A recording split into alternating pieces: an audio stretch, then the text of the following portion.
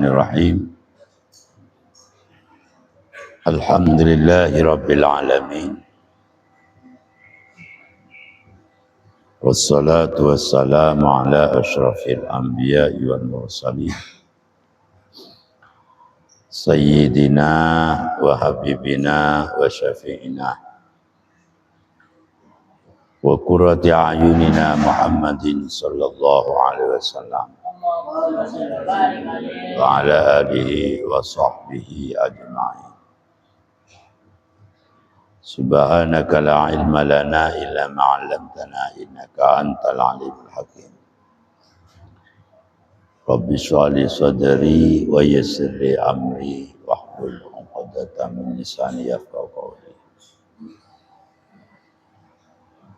Rabbi shrah li sadri wa yassir li amri wahlul 'uqdatam min lisani yafqahu qawli. Amma ba'du. Qala al-musannifu haddati syayikhina Muhammad Hashim Ash'ari imma hadina tabirun Jombang Jawa Syarqiyah nafa'ana Allah bihim wa bi'ulumihi wa barakatihi fid din wa dunya wal akhirah amin. Al-Fatihah. A'udzu billahi minasyaitonir rajim. Bismillahirrahmanirrahim. Alhamdulillahirabbil alamin. Arrahmanirrahim. Maliki yaumiddin.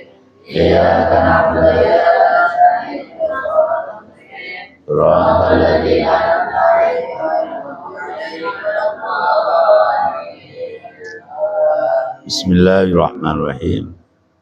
Ini masih menerangkan bab 5, masih menerangkan tentang budi pekertinya seorang kiai, seorang guru atau seorang muallim.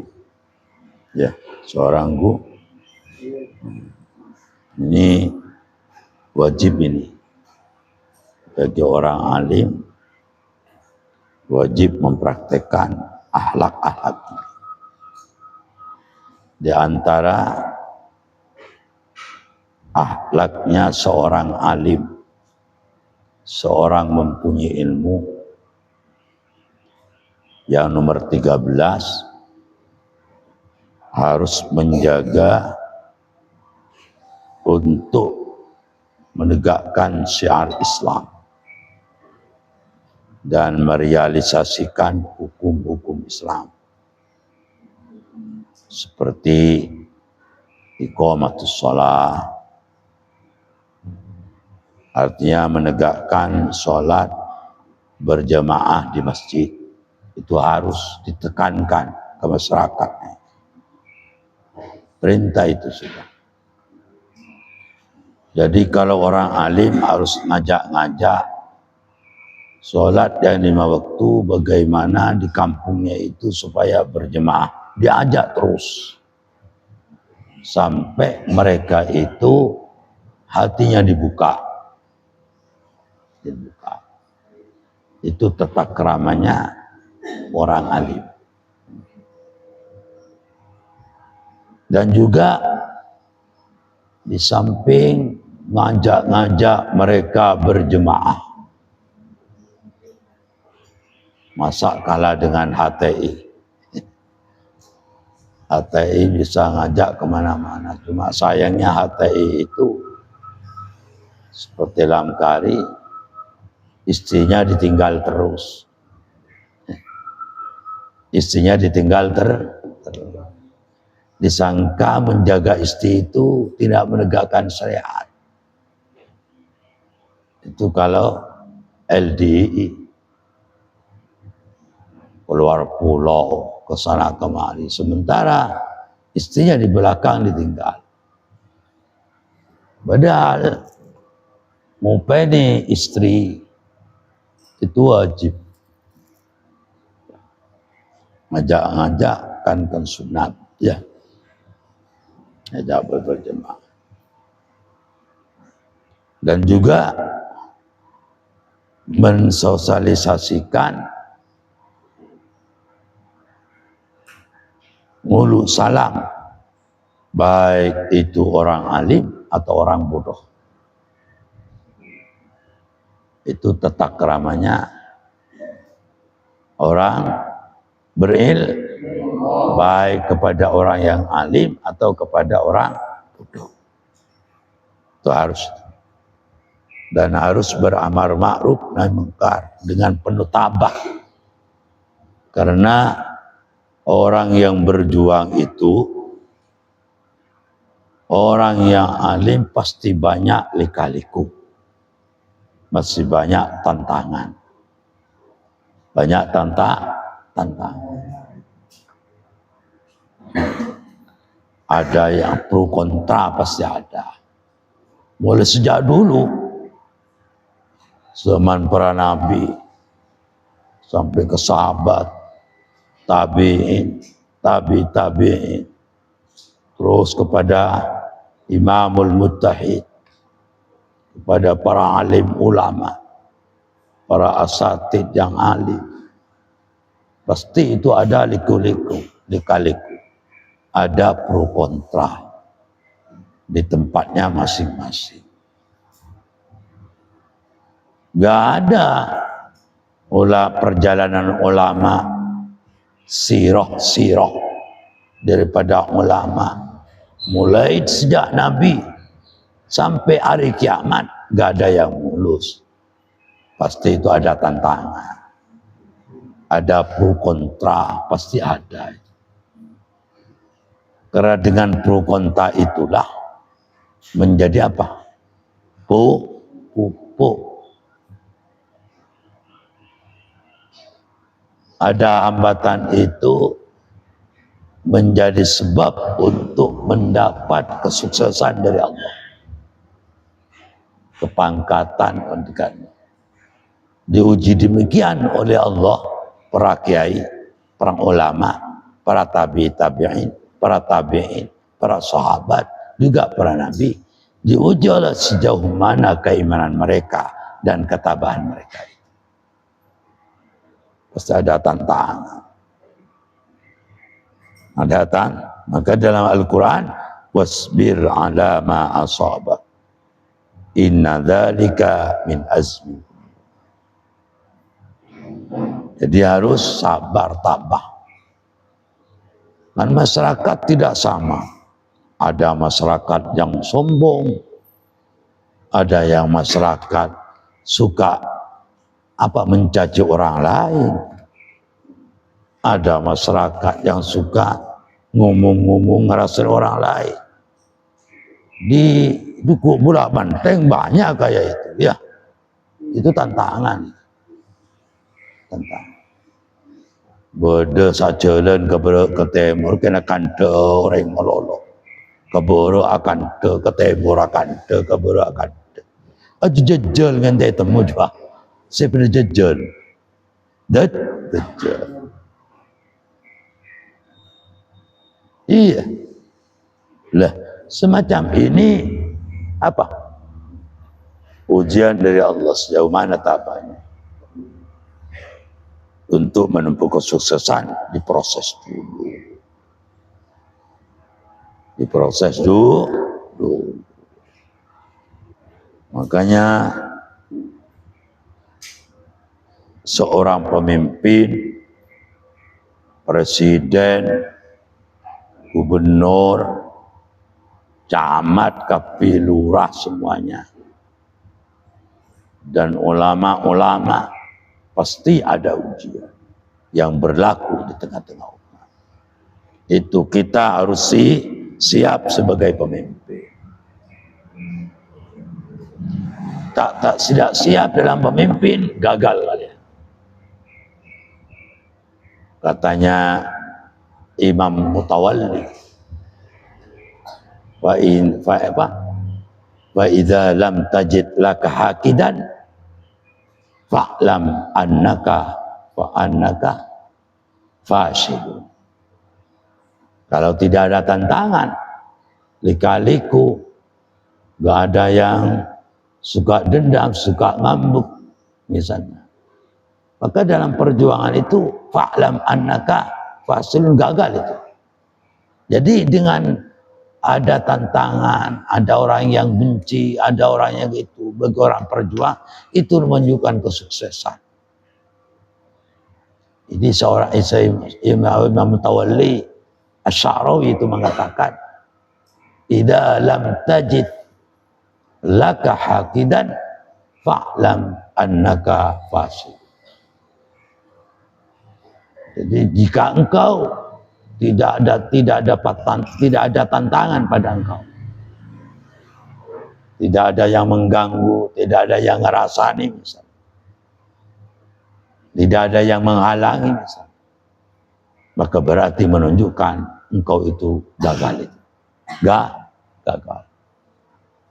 Maka besok kan, kalau misalnya jadi pejuang, jadi orang alim, baik pejuang dari segi ilmu pengetahuan atau menjadi pejuang sosial, pasti itu ada tantangan.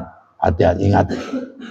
Maka kita harus melihat sejarah daripada Nabi mulai sejak Nabi Allah Adam, hambatan sudah ada ya, hujan sudah ada, sampai sekarang ini yaumil kiamah pasti itu ada. Pasti itu ada yang masyarakat keras, ada yang begitu. Sayyidina Husain aja di dalam berjuang ada tantangannya, sehingga Sayyidina Husain itu diaposi, ditipu, disuruh berangkat kemana? Itu pasti ada risiko. Orang berjuang itu ada risiko. Sayyidina Husain itu kan ditipu oleh apa? Oleh Khawarij. Ditipu suruh berangkat ke Damaskus. Sayyidina Husain disuruh berangkat ke Damaskus, ditipu oleh orang Khawarij. Oleh Khawarij. Khawarij itu orang yang tidak mau kepada Muawiyah, juga tidak mau ke Sayyidina Ali, juga tidak mau, sehingga mendirikan bendera sendiri. Jadi ke hadis yang diriwayatkan oleh Muawiyah, hadis yang diriwayatkan oleh Sayyidina Ali, Khawarij itu gak mau. Kau tidak mau. Nah ini menipu kepada Sayyidina Husain, disuruh berangkat ke Damaskus. Setelah nyampe di tengah perjalanan antara Irak dan Damaskus, yaitu ada sebuah kampung namanya Karbala. Dicegat. Ternyata Sayyidina Husain itu ditombak, dipenggal lehernya, sehingga kepala Sayyidina Husain ini dibuat bal-balan, tengah lapangan, ditusuk dengan apa? Dengan tombak, Maka sudah sampai sekarang yang namanya Syiah itu sampai berlebih-lebihan. Yang membunuh itu di antara golongan Khawarij. Khawarij termasuk orang radikal. Makanya orang-orang muharrik daripada pendemo di Indonesia ini laksana pola fikir daripada Khawarij. Khawarij. Mereka selalu menantang. Seperti gerakan daripada FPI dan HTI. Itu gerakan Khawarij kalau dilihat dari segi harokah-harokahnya itu. Cuma bagi orang awam ya ikut-ikut mawon, yang ditayangkan la ilaha illallah bi Allahu akbar. Cuma tahunya Allah Akbar. Cuma tujuannya mereka nggak tahu. Loh, segala cara nak yang membiayai daripada LTI, ATI, FP, segala cara. Ya terbukti sekarang itu. Daripada siapa nak? Daripada Riza Khali Asgaf. Mengambil termasuk yang membeli dari migas itu. Ya kan terbukti sekarang. Terbukti dari penggerak demo ke mereka yang membiayai. Ya untuk menghancurkan kepemimpinan yang sekarang. Target utamanya untuk menurunkan presiden. Tapi gagal. Sudah ketemu. Gak berhasil. Ya kalau orang-orang yang gak paham, yo aja. Yang penting dikemas dengan Allahu Akbar, la ilaha illallah, berjuang. Orang kalau melihat orang itu berjuang, benar atau tidak, lihatlah apa yang disampaikan itu. Jorok apa enggak? Kalau keluar dari konteks-konteks adabiah dakwah, jika usah diikuti, bahkan mengikuti hukumnya adalah haram. Adalah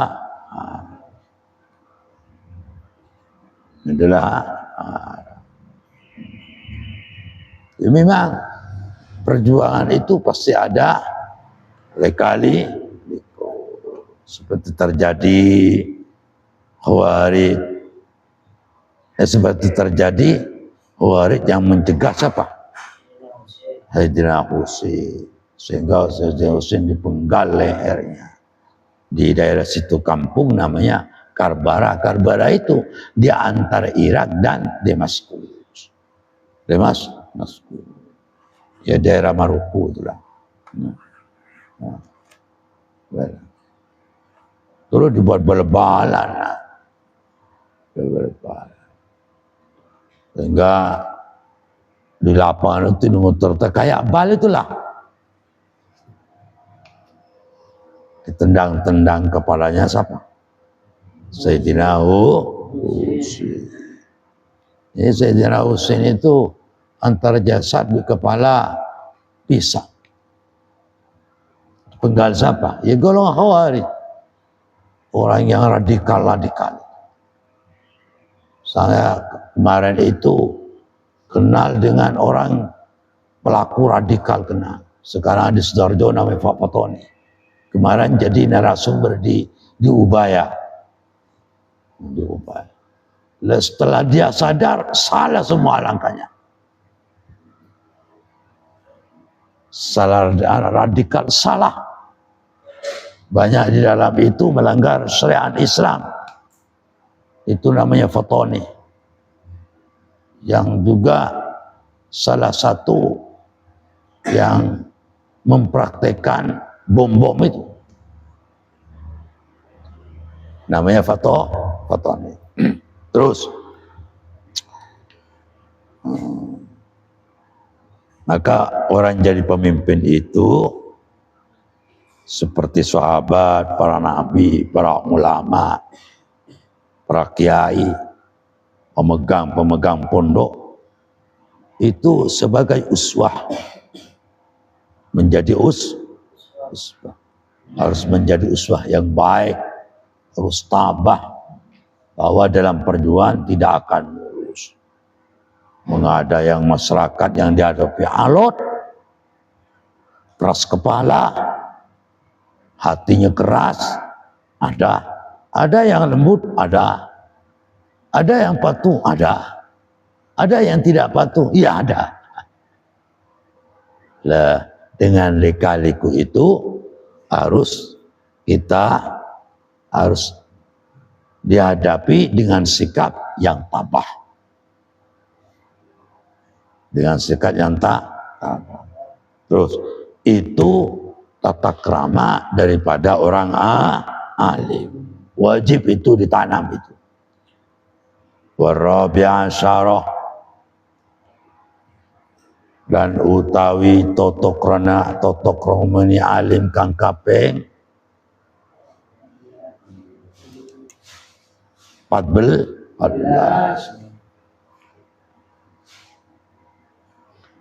ayakumah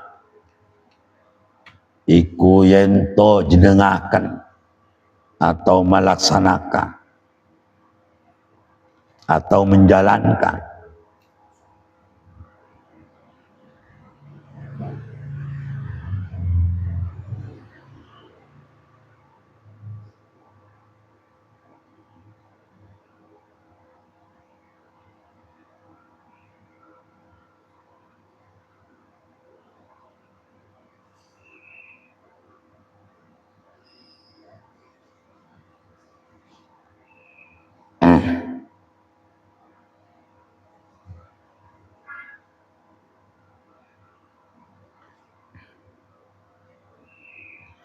iku ayakuma yento melaksanakan boleh, melakukan boleh, menyelenggarakan boleh, memenuhi boleh, ya, menjalankan atau menanggung atau jenengaken boleh, terserah sampean yang milih. Ngaji menjahit, ngaji penjahit itu. Ngaji penjahit. Iku ayakumah iku ento melaksanakan yento menyelenggarakan bid'ahs sunani lawan ngelahirakan pirang-pirang sunnah Nabi, menjalankan sunnah Nabi. Sunnah Nabi itu ada 3, ada qauliyah, ada fi'liyah, ada takririyah. Wa imatatil bid'ah lan mateni pirang-pirang bid'ah. Jadi tidak menjalankan bid'ah, tidak melakukan perbuatan-perbuatan yang tidak dilaksanakan Nabi, yang tidak terjadi pada Nabi.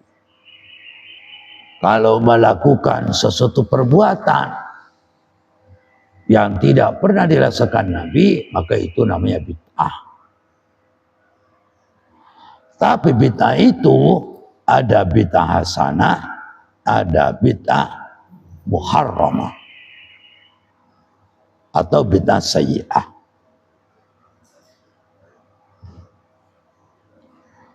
Bagaimana kalau umpama mengadakan perayaan, festival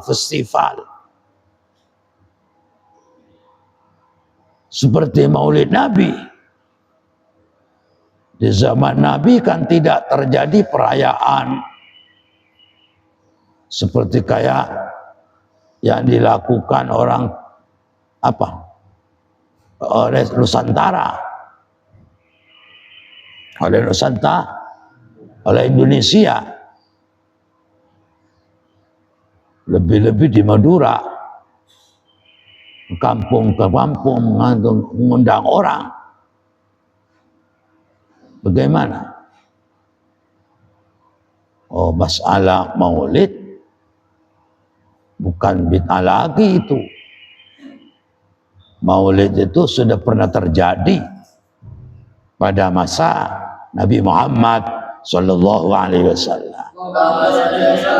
Bahkan Rasulullah sendirilah yang melakukan. Karena modelnya festival, perayaan tentang Maulid Nabi itu kan banyak cara menuju Roma. Bi ayyi tariqi zikri maulidin Nabi hasil. Jadi banyak cara. Waktu Rasulullah SAW memperingati kalanya sendiri, Rasulullah setiap hari Senin berpuasa. Kenapa kok berpuasa? Setelah ditanyakan sahabat, fihi yauma ulidtu, pada hari itu hari kelahiranku. Setiap Senin Rasulullah puasa, memperingati kelahirnya sendiri Rasulullah. Dia masalah metodenya dalam memperingati maulid itu berbeda, wajar. Jadi mengadakan maulid itu banyak cara untuk memperingati maulid. Jadi kalau melihat karena banyak cara, maka sebagai tasyakur kita kepada Allah. Syukur. Kalau kita melihat syukur itu kan wajib. Ya, wajib. Melihat dari bersyukur atas kedatangan rahmat yang paling besar, yaitu kelahiran Nabi Muhammad, kan wajib bersyukur. Berarti lihat daripada syukur dengan mengadakan, karena tujuannya bersyukur dalam mengalami kelahiran Nabi itu kan bersyukur. Hukumnya bersyukur adalah wajib. Wajib. Berarti hukumnya maulid juga wajib. Ya, satu. Dua, wajib cinta kepada Nabi Muhammad. Wajib beriman kepada Nabi Muhammad. Karena wajib cinta kepada Nabi Muhammad berarti palantara-palantara yang dapat mengantarkan kita cinta kepada Muhammad juga wajib. Al-amru bisyai'i amrun biwasailihi. Kata. Cinta kepada Muhammad wajib gak wajib? Beriman kepada Muhammad wajib gak wajib? Wajib gak wajib? Wajib.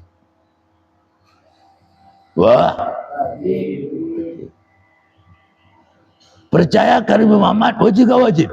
Wajib. Karena itu rukun iman. Berarti karena cinta ke Nabi Muhammad, beriman kepada Nabi Muhammad adalah hukumnya adalah wajib.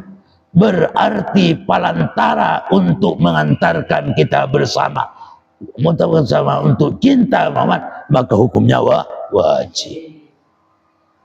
Berarti maulid ini kalau dilihat dari segi apa? Dari sebab itu hukumnya wajib juga. Di dan syukur ya oke. Di ini oke. Ada yang termasuk ya sunnah ada.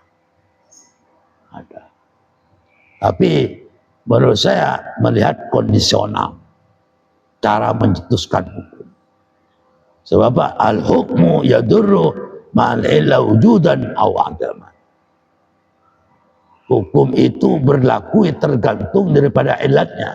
Ada dan tidaknya tergantung daripada ilatnya. Ada ilatnya. Paham nak? Jadi totok kromonya orang alim,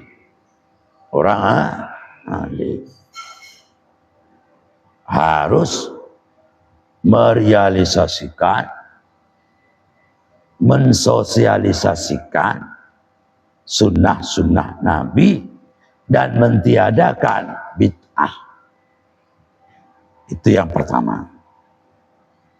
Yang kedua, orang alim itu harus wabi umur dini dan kelawan pirang-pirang urusan agama.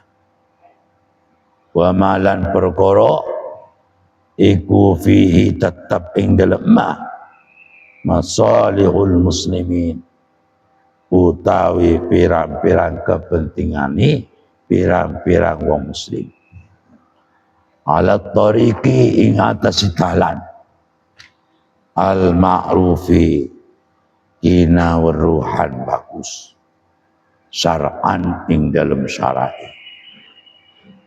al ma'lufi kang den biasaaken adatan ing dalam tradisi masyarakat adatan ing dalam tradisi masyarakat wa tabaan dan karakter watak dan karakter masyarakat watak masyarakat. Terus budi pada pengerti orang alim di bab kelima pasal 14. Pasal 14 bukan undang-undang dasar aja ada pasal. Undang-undang Islam juga ada pasal. Bab kelima menerangkan tentang budi pekertinya orang alim. Budi pekerti orang alim yang diterangkan dalam pasal 14. Seorang alim wajib mensosialisasikan, menjalankan sunnah-sunnah Nabi, dan tidak menggunakan bid'ah sayyi'ah. Tetapi kalau bid'ah hasanah boleh-boleh saja. Ada bid'ah hasanah, boleh-boleh saja.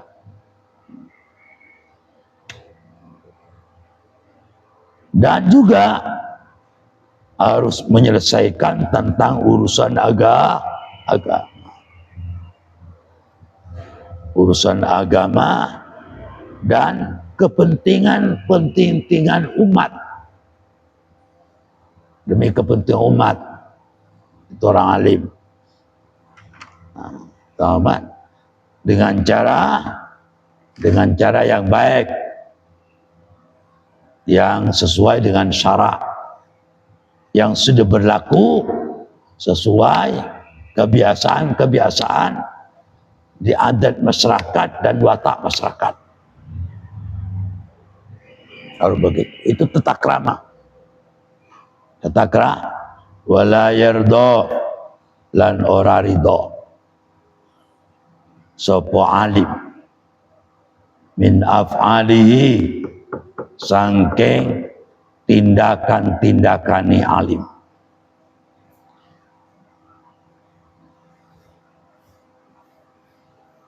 Min if'alihi sangking tindakan-tindakan alim.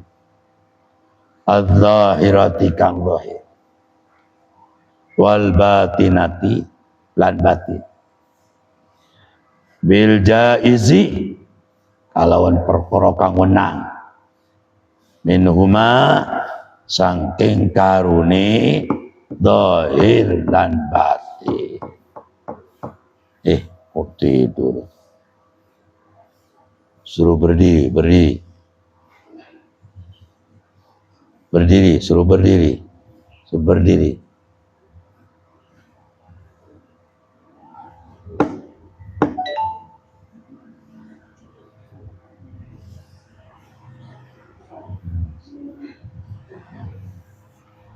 Jadi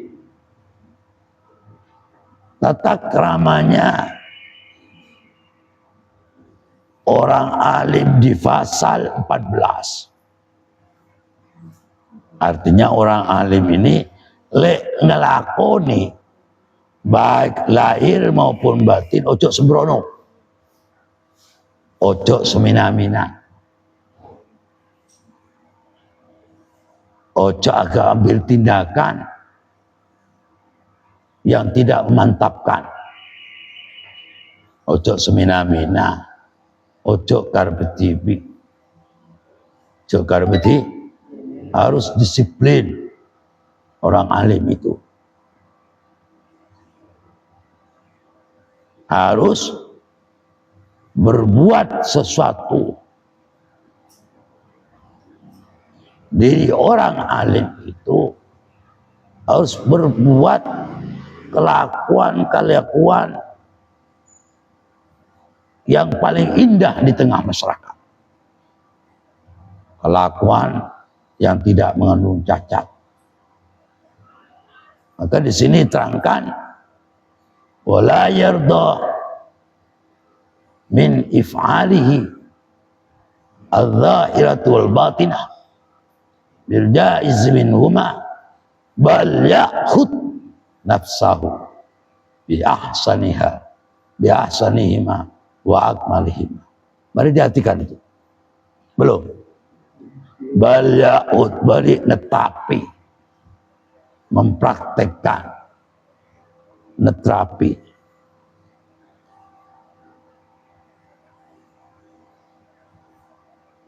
Netapi sebuah hukum, ya. Sopo alim nafsau ing awak dewi alim. Min ahsani bi ahsanihima. Kalawan luwi bagusi zahira wal batin. Wa akmalihima.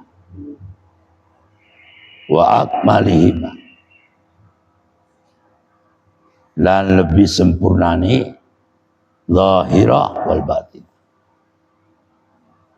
Jadi orang alim itu tidak suka membuat tindakan baik lahir maupun batin dengan semena-mena.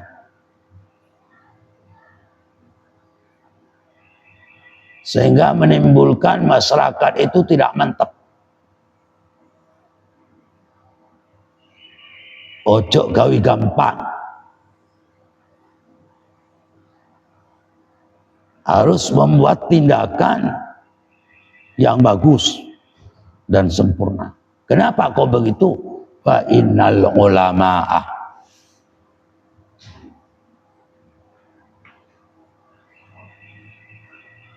membuat tindakan hukum ojo seminami mina. Cokar beti dewi.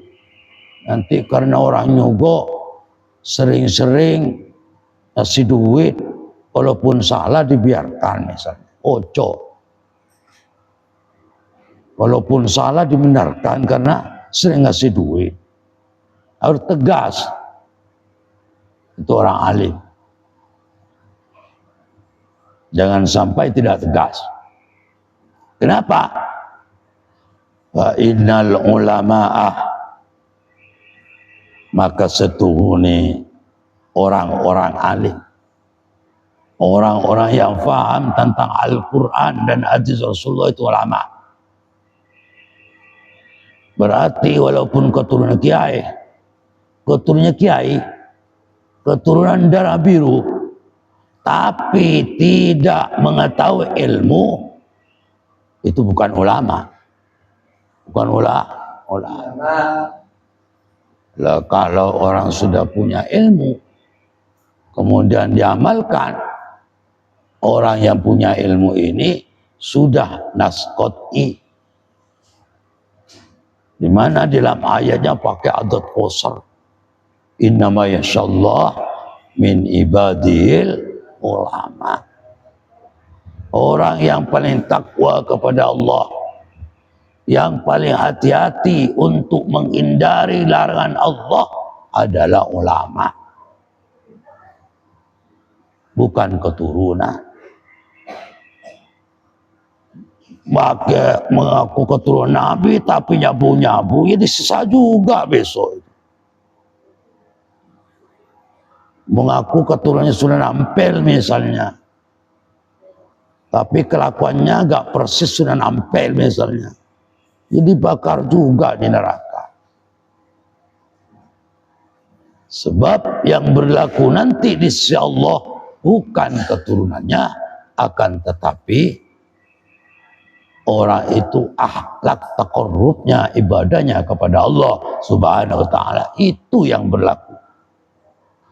Maka bagi orang yang nggak punya keturunan, jangan khawatir, jangan pasti masuk surga juga. Tapi jangan minta surga, yang penting ngelakuin perintah Allah dan menjauh dari kesalahan Allah, secara otomatis surga. Itu. Paham ya? Ya biar kita agak goblok lah. Apalagi sekarang ilmu sudah dibuka oleh Allah. Ya dulu ilmu gak dibuka. Orang-orang goblok semua, gak bisa berpikir. Sekarang orang sudah menalar. Sudah menalar. Rogi ongku, orang tak ada kareng segoblok. Walaupun punya keturunan tinggi, tapi goblok. Tak ngelakuin perintahnya Allah. Cuma suka menipu orang lain. Rugi. Dilaknat oleh Allah. Makanya oleh Allah Ta'ala disuruh memuliakan, mentaati, menghormati orang-orang yang berilmu. Akrimul ulama, sabda Nabi, akrimul ulama fa innahum warasatul anbiya. Mulyaknu, hormati, hargai, cium tangannya orang yang alim, bukan orang yang keturunan, orang yang alim. Karena orang alim itulah langsung warisan daripada para nabi. Fahimtum? Fahimtum? Hafal lu hadis ini. Sebenarnya yang matur ngaji ini. Waduh, Quran elong lancung Quran dia. Keturunan dia keturunan. Si Yatim goblok setengah mati. Suka menipu orang. Oh, saya cium luar biasa tanah. Bahkan ketika ngadep, tekokok markokok peler saya tekubi, sengadep lu kaji peler saya teku, tekoboro. Ini melanggar aturan Rasul. Ambil roh, disuruh mulia, no orang yang alim, benar orang yang di keturunan. Kan di keturunan nak, orang goblok setengah mati misalnya. Cenero orang-orang berdoreng Arab situng putu, ki lebih mulia timbang orang alim situng puluh alim, aja goblok juga. Berarti tepak kering Arab seputu. Ya maka mau Arab nak, maka bukan keturunan Nabi, pokok alim muljaki. Muliakan. Tapi orang satu putus fasik. Segala mesu-mesu tahu saya muliakan. Justru dosa. Apalagi belum jelas keturunan nabinya. Ya. Dosa. Siapa yang mau dosakan keturunan? Ya kita kok. Kita. Paham lah ya? Paham nggak paham? Paham nggak paham?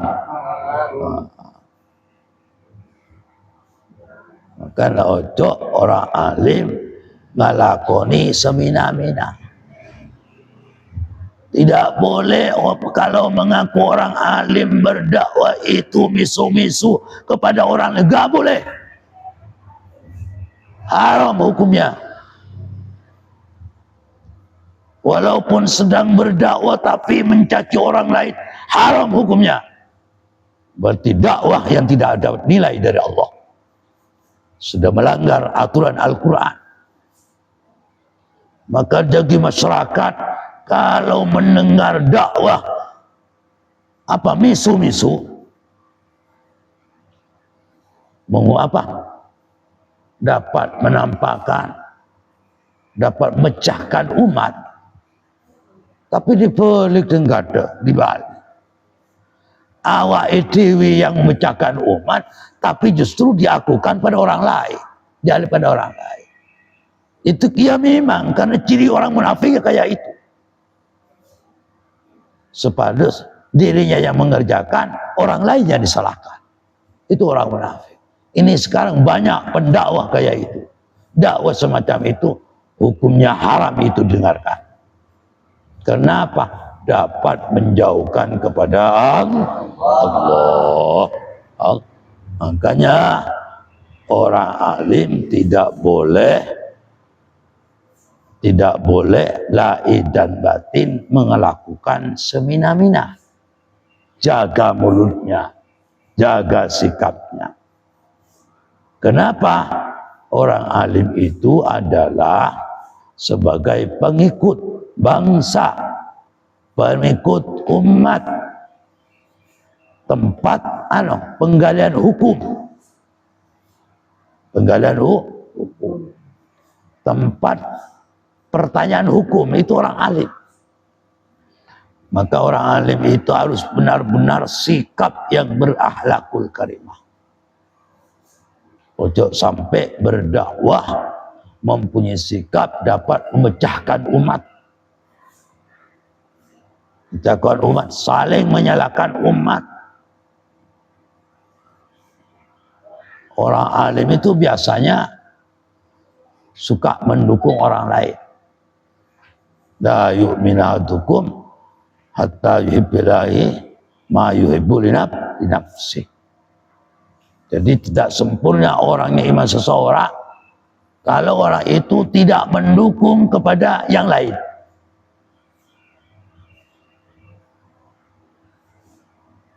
Lalu sekarang banyak perjuangan, jamiah saingan sama-sama jamiahnya, tapi tidak mendukung kepada jamiah yang lain.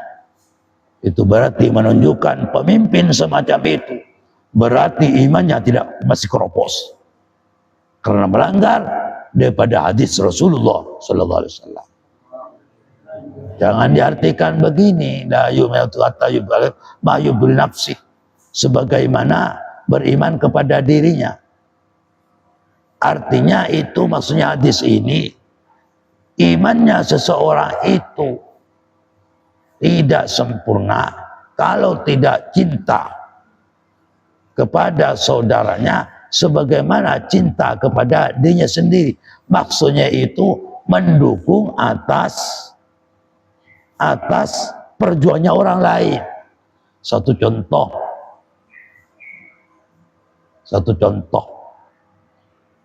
Jangan keliru memahami hadis ini. Satu contoh.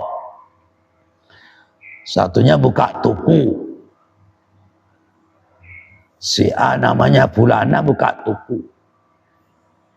Fulani juga buka tuku di sebelahnya. Lah, setelah Fulan ini buka tuku oleh orang yang buka tuku sebelum itu ngambek.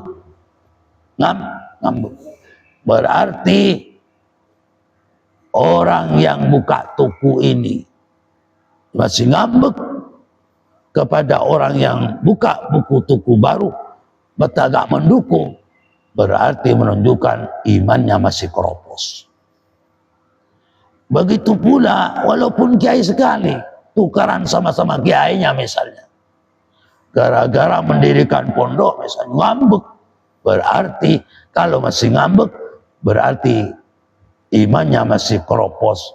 Kenapa? Buktinya melanggar dari pemahaman hadis Rasulullah Sallallahu Alaihi Wasallam.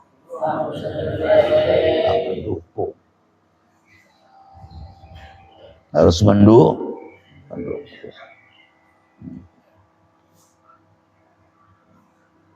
Tapi kita harus cerdas sendiri. Walaupun baik kelakuannya, tapi jadi fitnah, ojo dilakoni. Karena Rasulullah itu diberi sifat fatonah, ya, membaca situasi. Kalau sudah ada tuku di samping buka tuku, itu kan nggak waras namanya, nggak waras.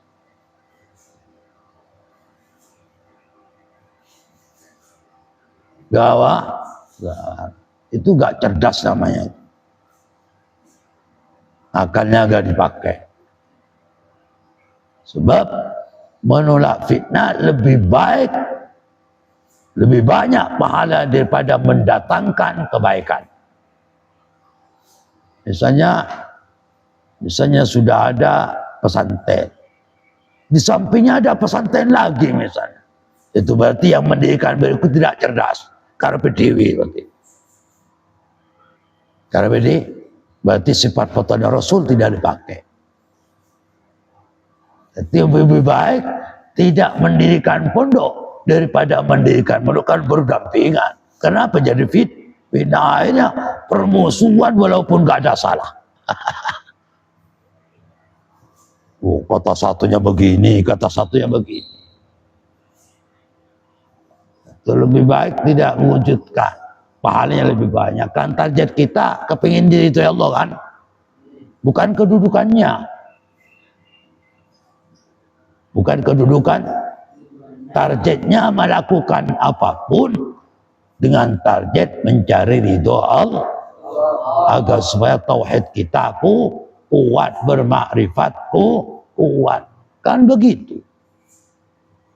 Kalau memangnya itu walaupun mewujudkan pondok itu misalnya baik menurut aturan agama, tetapi timbul fitnah, lebih baik tidak mendirikan pondok. Kenapa? Karena jadi fitnah di antara satu saling permusuhan walaupun asalnya jadi guru. Allah itu membawa ilmu yang apa? Yang celaka itu.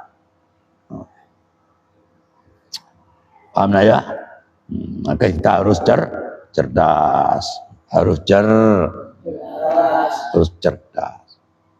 Kenapa orang pemimpin itu harus hati-hati, ojo semina-mina, hubungannya jaga, sikapnya jaga, harus melakukan atau tindakan-tindakan yang paling ahsan, yang paling akmal.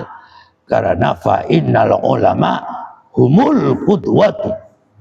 Innal ulama, maka satunya ulama yaiku ulama, yaiku utawi ulama iku al-qudwatu panutan.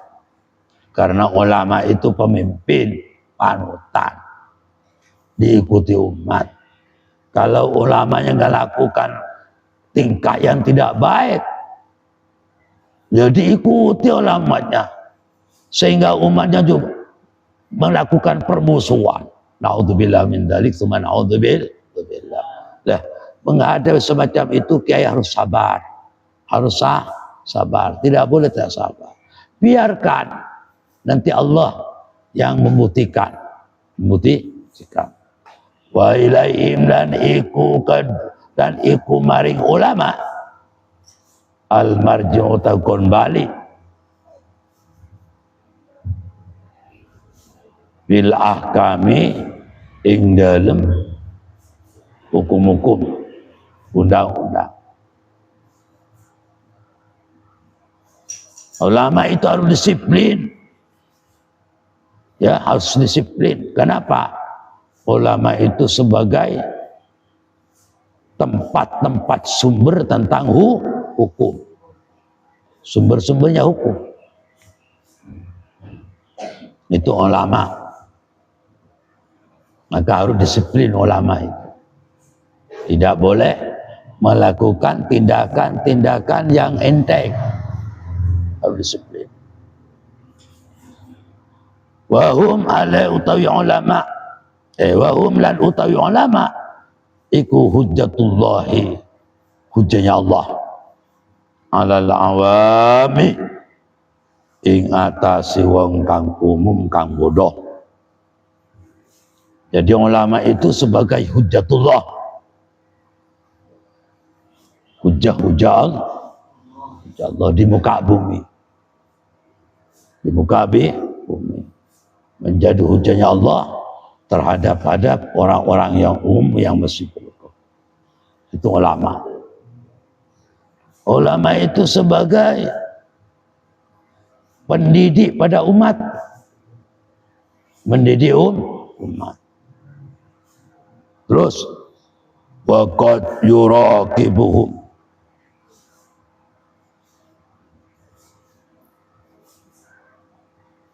lan terkadang nginjen ngawasi ulama sapa al-akhidu wong kang ngalap atau wong kang ngaji anhum saking ulama min haitsu la yanzuruna, dari arah-arah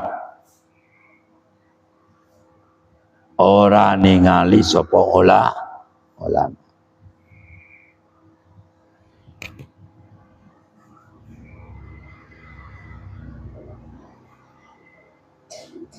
Wayak tadilan manut bihudahum kalawan petunjuk ulama sapa man wong la ya'lamuna kang ora weruh sapa ulama.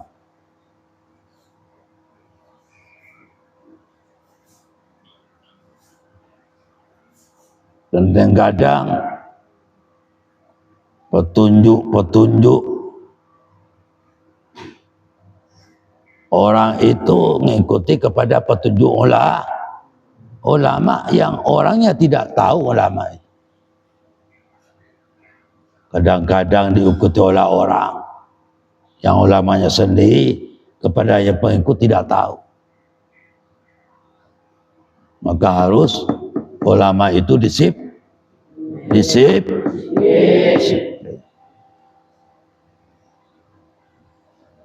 Jadi ulama itu yang makruh jangan sampai dilakukan.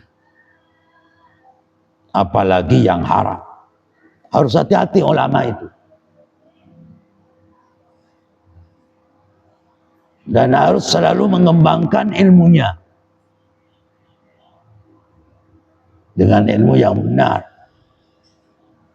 Apa yang dibutuhkan Allah? Kalau kita mengkaji ayat Al-Quran, ma khalaqtul jinna wal insa illa liya'budun. Target Allah Ta'ala menciptakan jin dan manusia agar supaya jin dan manusia itu mampu bertauhid kepada Allah, mampu bermakrifat kepada Allah, mampu kenal kepada Allah Subhanahu wa taala. Maka kita harus belajar ilmu-ilmu yang dapat mengantarkan kita kenal kepada Allah Ta'ala.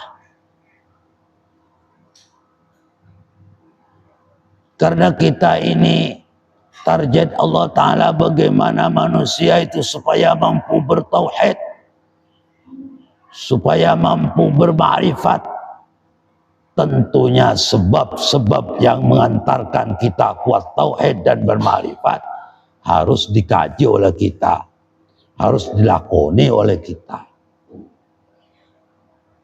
Tentu diawali dari lahir ya, tentang syariat, kemudian menguasai hakikat ya,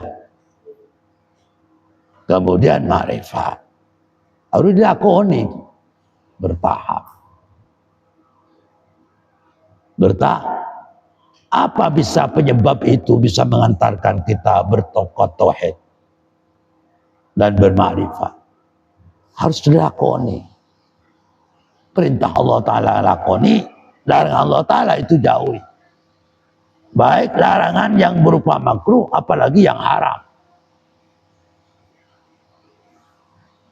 Kita harus melakoni perintah-perintah, baik yang sunnah maupun yang agar supaya kita bersama targetnya biar kenal dengan Allah, bertauhid kepada Allah, bermakrifat kepada Allah. Bermakrifat kepada Allah.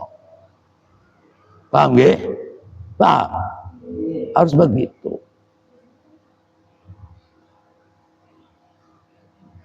Makanya kalau orang itu mengatakan meremehkan orang yang berilmu, menjadi perkara pirang-pirang. menjadi pirang-pirang perkara, berarti perlu servis otaknya itu. Perlu servis. Jadi kalau ada orang mengatakan, misalnya ada mengatakan orang Arab atau Habib bodoh lebih baik daripada orang yang alim, cetoro, jangan ikutin, itu keliru besar, melanggar naskot. Kenapa kau saking mulianya orang berilmu, syahidallah annahu la ilaha illa huwa wal malaikatu wa ulul ilmi. Orang yang berilmu ditaruh urutan ketiga. 1, 2, al yasawil ladzina ya'lamun wal ladzina la ya'lamun. Banyak dalilnya itu. Dalilnya banyak. Dalilnya banyak. Bahwa orang berilmu ini kan, sedang orang berilmu paling takwanya manusia itu yang berilmu. Jadi besok yang dinilai, sedangkan yang dinilai Allah Ta'ala besok adalah takwanya. Orang itu dapat hadiah rahmat dari Allah, ya tergantung takwanya di dunia ini, bukan tergantung keturunannya. Keturunannya tidak berlaku. Buktinya tidak berlaku. Nabi Muhammad da'u ya Fatimatu binta Muhammad angkidhi, ya angkidhi nafsaka minan nar fa inni la uni anka syai'an. Itu hadis ini menunjukkan bahwa keturunan tidak berlaku besok di akhirat setelah menghadap pada Allah. Akan tetapi yang berlaku, yang dapat nilai adalah orang yang takwa kepada Allah Subhanahu wa ta'ala. Paham ya? Paham gak paham? Jadi sekarang cari ilmu sampean. Faidha lam yantafi, maka nalikan orang ngalap manfaat sapa al-alim wong alim bi ilmi kalawan ilmu alim.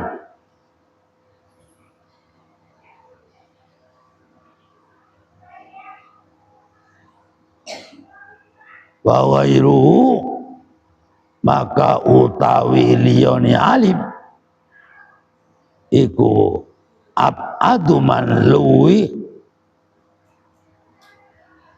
iku abadul wi'atoh, keliru, iku abadul wi'atoh minal intifa'i, ketimbang ngalam manfaat bihi kalawan ilmu.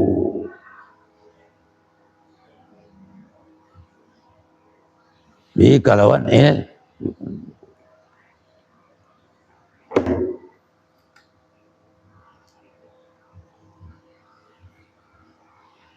Jadi kalau orang alim ini dirinya sendiri tidak bisa mengambil manfaatnya ilmunya sendiri, ya orang lain ya juga jauh mengambil manfaatnya.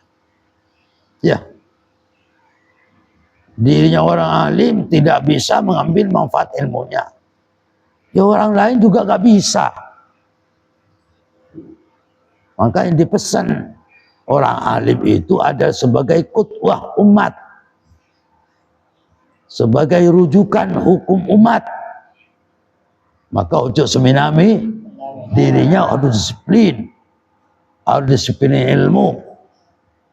Kalau orang itu yang punya ilmu, yang lakoni ilmunya itu, baru orang lain bisa ngikut. Kalau dia nggak lakukan ilmu, juga orang lain nggak bisa ngikut, nggak bisa ngikut. Waliyada lan korono iki ida lam yantafi il alim azumat agung opo zallatul alimi, kepeleseti atau keliruani orang alim. 5 korono perkoro ya tarot tabu kang urut-urut apa mah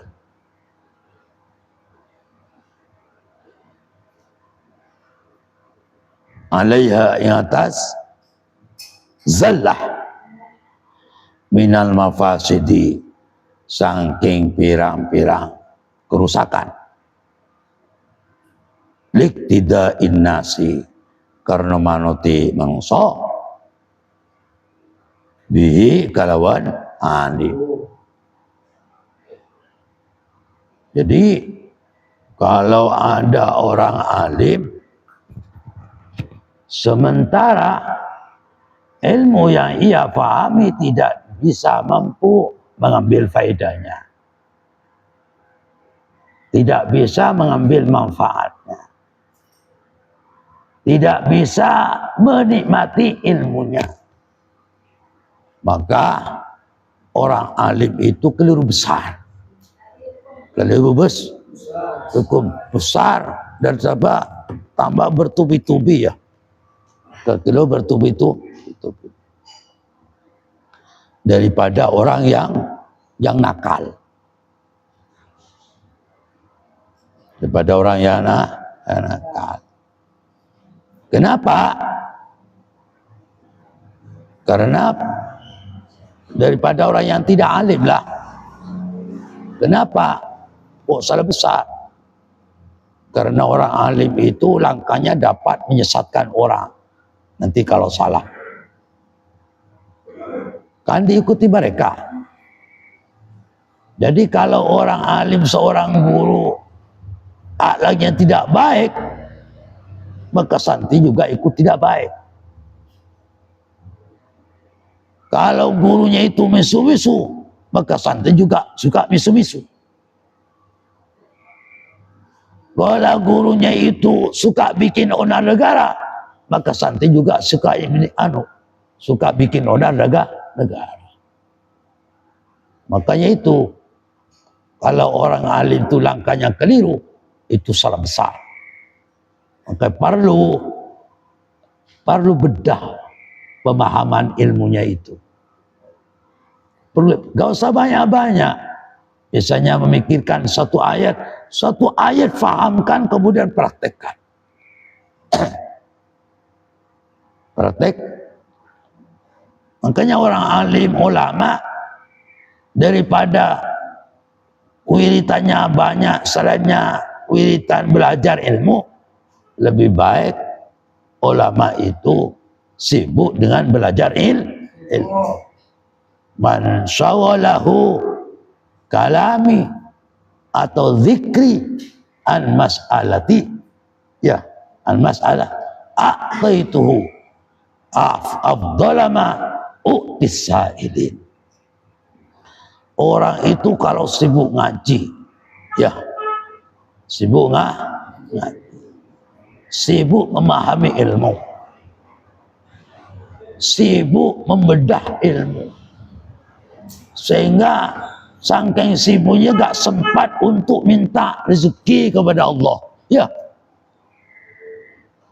tidak sempat beraktivitas yang lain, cuma sibuk tok, sibuk ilmu pengetahuan. Karena saking cintanya ke Allah, cintanya ke Rasul, cintanya ke ilmunya Allah, maka oleh Allah Ta'ala diberi kelebihan lebih hebat daripada orang yang sering minta bagian pada Allah. Makanya kalau ulama digampangkan rezekinya oleh Allah, tapi dengan catatan harus sering mutolak, sibuk dengan ilmu. Jadi ulama santai tidak diperhatikan, tidak mengajari ilmu, cuma ke barat ke timur ngurus politik. Politik penting, tetapi jagaan penting. Maka tidak semuanya nggak boleh ikut politik. Ada yang duduk di pondok, ada yang memperbaiki negara. Apalagi politik, kalau politik kebangsaan itu tugasnya ulama menjaga negara. Tapi untuk politik praktis, ya tentang kedudukan jadi PR dan menteri, urusan mereka. Tapi ulama harus menjadi bentengnya negara. Maka yang harus dipraktikkan ulama adalah politik kebangsaan, menjaga negara, menjaga umat, menjaga santri, ya apa ahli supaya api, menghadapi manusia, menghadapi negara itu bagaimana? Itu tugasnya ulama. Tugasnya ulama. Makanya tidak semuanya harus terjun ulama. Umpamanya ada ulama terjun politik. Contohnya seperti Yai Khalil As'ad. Itu termasuk Gus Durian. Itu gak apa-apa. Sebab ayatnya itu memperbolehkan kok. Tapi jangan semuanya yang tidak ahli oco. Kan tambah tidak karuan. Padahal kalau tidak ahli menghabis uang negara nanti. Suka korupsi.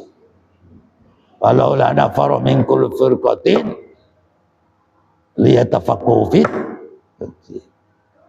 wal yunziru qawmahum idza raja'a ilaihim la'allahum yahdharun. Ya. Nanti berarti ayat ini menunjukkan tidak semuanya ikut perang, semua enggak. Ada yang berdarah agak, atau tidak semuanya ikut politik, tidak. Akan tapi harus ada menjadi pembenteng politik kebangsaan. Ada ulama yang terjun politik praktis boleh, tapi tidak semuanya terjun ke politik praktis. Harus ada terjun di politik kebangsaan. Ada ulama yang menjaga politik kebangsaan, di antara menjaga pondok, menjaga akhlak-akhlak umat, itu politik kebangsaan. Menjaga anak ngaus kitab untuk mendidik umat. Ada yang mengurusi ulama tentang negara, tentang politik praktis, ngurusi DPR-nya ya opo, menterinya ya opo, presiden ya boleh, bukan dilarang. Tetapi jangan berbondong-bondong ke situ. Kalau tidak mampu, jangan sampai terjun ke politik duduklah manis di politik kebangsaan untuk memperbaiki umat, untuk memperbaiki pondoknya, mengembangkan pondoknya. Itu sudah anjuran dari Allah Subhanahu wa Ta'ala. Tidak semuanya itu orang hafal untuk terjun ke politik praktis, tapi ada yang dipraktis, tapi ada juga di kebangsaan. Paham ya? Harus membedakan. Seperti organisasi Nahdlatul Ulama, organisasi seperti Muhammadiyah, itu tugasnya berada di politik kebangsaan, bukan berada di politik praktis. Tugasnya politik praktis adalah partai seperti PKB, P3, PDIP, Gerindra dan sebagainya. Itu tugasnya di politik praktis. Makanya keduanya, politik kebangsaan dan politik harus kompak jadi satu.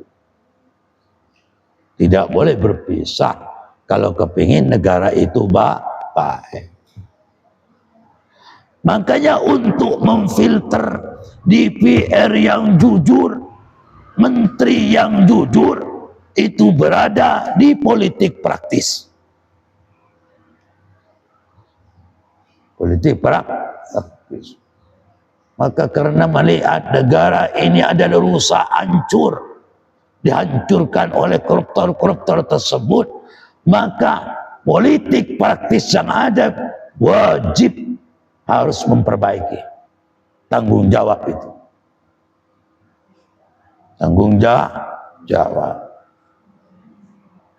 Sebab ilmu mereka sudah tahu.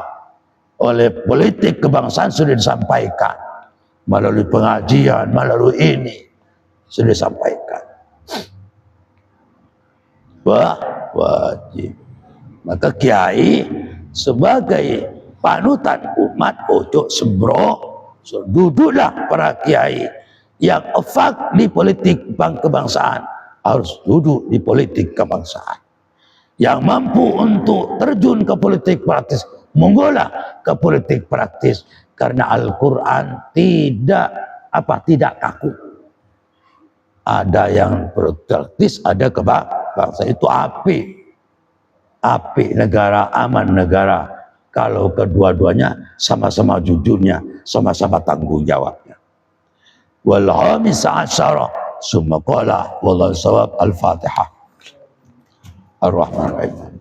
Ya Rabbi al-Muslimin. Suratul ladzina an'amta alaihim. Bismillahirrahmanirrahim. Rabbi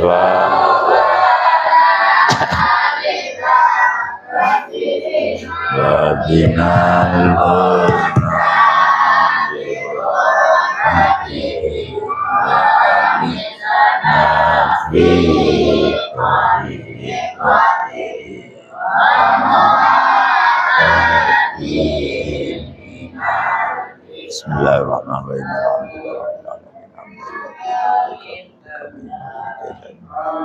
Allahumma salli ala sayyidina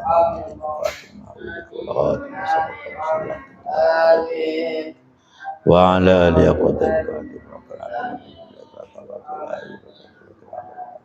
sallallahu alaihi wasallam. Al-Fatihah.